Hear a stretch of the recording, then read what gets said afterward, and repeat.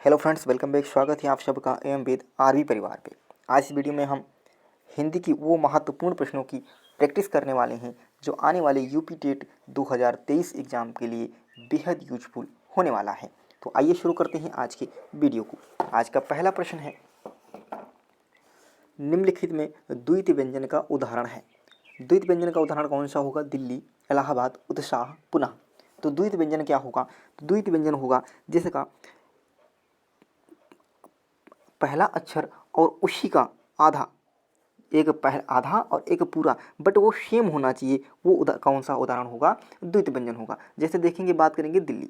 दिल्ली में देखोगे ला और पूरा ला, आधा ला और पूरा ला। ऐसा नहीं होना चाहिए कि आधा ता है और पूरा शाह है। एक ही जो अक्षर आधा है वही अक्षर आपका क्या होना चाहिए? पूरा होना चाहिए। तो वो कौन से उदाहरण हो जाएंगे? द्वितीय व्यंजन। जो अक्षर आपका आधा है, यदि का आधा है तो पूरा का होगा। ठीक है। जैसे हम बात करेंगे कुत्ता, आधा ता है फिर पूरा ता है, तो ये कुत्ता किसका उदाहरण हो जाएगा? द्वितीय व्यंजन का उदाहरण हो जाएगा। क्लियर है? दिल्ली, कुत्ता, ये सब किसके उदाहरण हो जाएंगे? द्वितीय व्यंजन के उदाहरण हो जाएंगे। यानी ऑप्शन आपका ए सही हो जाएगा। आगे चलेंगे अगले प्रश्न पे। अगला प्रश्न है कि सदा बहुवचन में प्रयुक्त होने वाला, सदा बहुवचन में प्रयुक्त होने वाला शब्द है बकरियाँ, पानी, प्राण या कुत्ते। तो सदा बहुवचन में प्रयुक्त होने वाला शब्द कौन सा हो जाएगा? प्राण हो जाएगा। यानी ऑप्शन आपका सी सही हो जाएगा। इसका एक वचन नहीं होगा। बकरियों का एक वचन बना सकते हो, क्या हो जाएगा? बकरी। पानी हमेशा एक वचन में होगा और कुत्ते का क्या हो जाएगा? कुत्ता हो जाएगा। तो हमेशा जो बहुवचन में रहेगा, जो हमेशा बहुवचन में रहेगा, एक वचन नहीं बन सकता, वो ऑप्शन आपका सी हो जाएगा। हमेशा बहुवचन बनने वाले और कौन से? जैसे आपका आंसू, आंसू है, दाम है, केस, दोष, होश, हस्ताक्षर, दर्शन, लोग, समाचार और प्राण। ये आपके जो शब्द हैं ये हमेशा किस में रहेंगे? हमेशा बहुवचन में रहते हैं। इन शब्दों को आप अच्छे से नोट कर लीजिएगा। ये हमेशा आपके क्या होंगे? हमेशा बहुवचन में रहेंगे। इनमें से आप कोई भी प्रश्न शब्द आपको दिखेगा तो हमेशा किस में प्रयोग होगा? बहुवचन में प्रयोग होगा। क्लियर है? चलो आगे चलेंगे अगले प्रश्न पे। अगला प्रश्न है कि पुरुषवाचक सर्वनाम के भेद हैं। पुरुषवाचक सर्वनाम के कितने भेद होंगे? 6, 4, 2, 3। तो पुरुषवाचक सर्वनाम के भेद होते हैं आपके 3। कितने? 3। अब कहोगे आप 3 कौन कौन से? तो होंगे उत्तम पुरुष, उत्तम, मध्यम और अन्य पुरुष। ये 3 जो होंगे, ये 3 पुरुषवाचक सर्वनाम के भेद होंगे। यदि हम बात करेंगे सर्वनाम के भेदों की संख्या तो आप सबको पता है कितनी होगी? 6 होगी। यदि हम बात करेंगे सर्वनामों की संख्या तो आप सबको पता है कितनी होगी? 11 होगी। सर्वनाम की संख्या 11, सर्वनाम के भेद 6 और पुरुषवाचक सर्वनाम के कितने भेद होंगे? तो 3 हो जाएंगे। क्लियर है? चलो आगे चलेंगे अगले प्रश्न पे। अगला प्रश्न है, चाकू शब्द का बहुवचन होगा। चाकू शब्द का बहुवचन क्या होगा? चाकू, चाकुओं, चाकुएं, चाकू। तो चाकू शब्द का बहुवचन क्या होगा? चाकू होगा। चाकू का बहुवचन चाकू ही होता है। यानी ऑप्शन ए आपका सही हो जाएगा। अगले प्रश्न के ऊपर चलेंगे। अगला प्रश्न है, उन्मूलन का विलोम शब्द है। उन्मूलन का विलोम शब्द है रोपण, प्रत्यारोपण, आरोपण या जंगम। तो उन्मूलन का मतलब क्या होगा? उन्मूलन का मतलब होता है उखाड़ना। क्या होगा? उखाड़ना। और रोपण का मतलब क्या होता है? लगाना। तो उन्मूलन का विलोम क्या हो जाएगा? रोपण हो जाएगा। यानी ऑप्शन ए जिसने पिक किया उसका एग्जैक्ट आंसर होगा। क्लियर है? चलो अगले प्रश्न की ओर बढ़ चलेंगे। अगला प्रश्न है, मात्रिक अर्ध समजाति का छंद है। आप कैसे पहचानोगे कि यह अच्छा छंद कितने प्रकार के होंगे? तो आप कहोगे छंद के भेद लिखेंगे तो एक होगा सममात्रिक, एक मात्रिक और एक विषम मात्रिक। ये 3 होंगे। तो तीनों को हम कैसे पहचानेंगे कि ये सममात्रिक है या विषम मात्रिक है या अर्धसममात्रिक है? इसके हम आपको एक ट्रिक दे रहे हैं। यहाँ पर पूछा गया है अर्धसममात्रिक कैसे पहचाने कि अर्धसममात्रिक है? तो आप एक ट्रिक लिख लीजिएगा। क्या? उसके बाद ये ट्रिक जो होगी आपकी, इसमें जितने भी आएंगे वो सब अर्धसममात्रिक होंगे। तो हम ऊ से बात करेंगे, ऊ से क्या हो जाएगा? उल्लास। क्या? उल्लास। सा से बात करेंगे, सा क्या हो जाएगा? शोरठा। श शोरठा। के जो हमारा रहेगा ये साइलेंट रहेगा। बा क्या हो जाएगा? बरवे। और दा क्या हो जाएगा? दोहा। दा क्या हो जाएगा दोहा, यानी उल्लास, सोरठा, वरवे और दोहा ये कैसे होंगे, ये सब अर्ध सम्मात्रिक होंगे। कैसे होंगे, अर्ध सम्मात्रिक होंगे। आपसे अर्ध सम्मात्रिक पूछा गया है तो यहाँ पर कौन सा ऑप्शन सही हो जाएगा, बी ऑप्शन सही हो जाएगा। बड़ी ही आसानी से आप इसको अलग कर सकते हैं। अर्ध सममात्रिक के लिए आप क्या लगाओगे उसके बाद। अच्छा, यदि हम पूछेंगे सममात्रिक के लिए क्या लगाएंगे, तो सममात्रिक के लिए आप नोट कर लीजिएगा, सममात्रिक के लिए आप लिख लीजिएगा चारागाह। क्या, चारागाह। चारागाह शब्द से आप जितने भी होंगे ये सममात्रिक का होगा। चा से क्या हो जाएगा चौपाई, क्या हो जाएगा चौपाई। रा से क्या हो जाएगा, रा से रोला, क्या हो जाएगा बाबू रोला।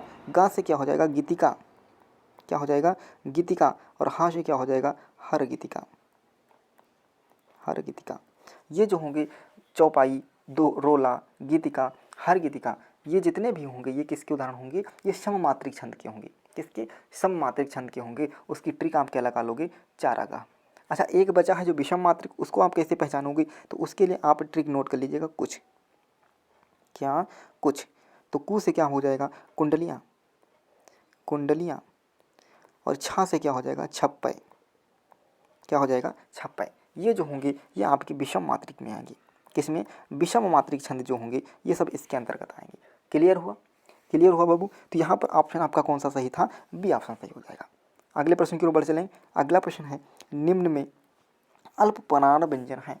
अल्प प्राण व्यंजन कैसे हम पता करेंगे, तो जो अल्प प्राण व्यंजन होते हैं आपको पता है उसका आपको कोड याद कर लेना है 135। क्या, 135। 135 का मतलब क्या होगा कि प्रत्येक वर्ग का पहला, तीसरा और पांचवा जो अक्षर वर्ण होगा वो कैसा होगा, अल्प प्राण में आएगा। क्या, प्रत्येक वर्ग का पहला, तीसरा और पांचवा जो होगा वो अल्प प्राण व्यंजन में आएगा। प्लस जो अंतस्थ व्यंजन होंगे, अंतस्थ व्यंजन, अंतस्थ व्यंजन कौन कौन से होते हैं, तो आपको होगी या, र, ला और वा। ये जो अंतस्थ व्यंजन हैं चार, ये भी आपके किस में आएंगे, अल्प प्राण में आएंगे। तो आप बात करेंगे खा, तो ये वर्ग का दूसरा व्यंजन, दूसरा वर्ग है तो ये नहीं होगा। त, था, ये भी दूसरा है तो ये भी नहीं होगा। चा, ये आपका देखो पहला हुआ, तो चा क्या हो जाएगा आपका अल्प प्राण हो जाएगा। और शा की बात करेंगे, जो सा तीनों होते हैं ये कौन से हो जाएंगे, ये महाप्राण में गिने जाते हैं। किसमें, महाप्राण में, महाप्राण में। ये कैसा हो जाएगा, महाप्राण हो जाएगा। तो यहाँ से डी भी ऑप्शन आपका गलत हो जाएगा। तो अल्प प्राण में कौन कौन से आएंगे, 1, 3, 5 यानी 135। और अंतस्थ व्यंजन, कौन से, अंतस्थ व्यंजन अल्प प्राण में आएंगे, यानी ऑप्शन आपका सी सही हो जाएगा। अगले प्रश्न की ओर बढ़ेंगे। अगला प्रश्न है कि ऊष्म व्यंजन का उदाहरण है।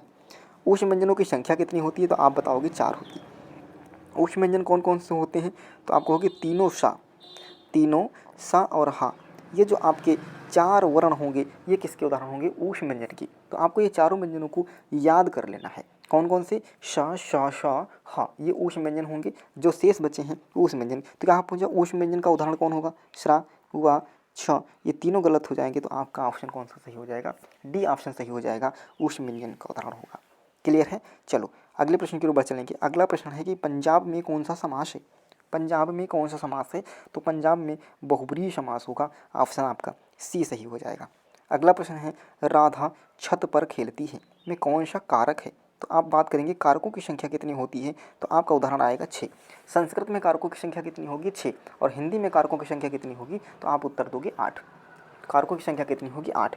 कारक का दूसरा नाम भी पूछ लेता है तो इसका दूसरा नाम होता है परसर्ग। कारक का ही दूसरा नाम क्या होगा बाबू, परसर्ग होता है। यहाँ पर देखो चिन्ह कौन सा आया, पर किसमें होगा, तो यह होता है अधिकरण कारक में पे पर। अधिकरण कारक यानी राधा छत पर खेलती है, कौन सा होगा, अधिकरण कारक होगा। ऑप्शन सी जिसने पिक किया है उसका आंसर बिल्कुल एग्जैक्ट हो जाएगा। अगले प्रश्न की ओर बढ़ चलेंगे। अगला प्रश्न है, कल वर्षा हुई थी में कौन सा काल है। काल की भेद की बात करेंगे तो काल की 3 भेद होते हैं। कौन कौन सी, वर्तमान काल, भूतकाल और भविष्य काल, 3 काल होंगी। यहाँ पर बात की गई है कल वर्षा हुई थी, जिसमें था थी आते हैं, वो कौन सा हो जाएगा, आप सबको पता है कि वह भूतकाल हो जाएगा, यानी ऑप्शन आपका बी सही हो जाएगा। क्लियर है। चलो अगले प्रश्न की ओर बढ़ चलेंगे। अगला प्रश्न है, भाववाचक संज्ञा का उदाहरण है। भाववाचक संज्ञा का उदाहरण है, इसका उत्तर आप कमेंट में करिएगा। पहले बताइएगा इसका उत्तर आपने क्या लगाया। भाववाचक संज्ञा का उदाहरण है मिठाई, बचपन या ए और बी दोनों या नदी। तो जिसने भी सी ऑप्शन लगाया है उसको हम बता दें कि यह आंसर पूरी तरीके से गलत है। क्या, यह आंसर पूरी तरीके से क्या हो जाएगा, गलत हो जाएगा। क्यों, क्योंकि तुमने ध्यान नहीं दिया। जो मिठाई होगा, मिठाई क्या होगी, यह जातिवाचक संज्ञा का उदाहरण है, जातिवाचक संज्ञा का उदाहरण है बाबू। क्योंकि मिठाई का भाववाचक संज्ञा क्या बनता है, तो आप कहोगे मिठास। क्या बनता है, मिठास होता है, मिठाई का भाववाचक संज्ञा। तो यहाँ पर ऑप्शन जिसने बी पिक किया है उसका ऑप्शन बिल्कुल करेक्ट हो जाएगा कि भाववाचक संज्ञा का उदाहरण क्या होगा, बचपन होगा। यहाँ पर ऑप्शन बी जिसने पिक किया है उसका आंसर एकदम सही है। क्लियर है? तो कैसा लगा आज का सेशन कमेंट बॉक्स में जरूर बताइएगा। यदि आपको चैनल अच्छा लगा है तो एक लाइक और शेयर जरूर करिएगा। थैंक यू, धन्यवाद।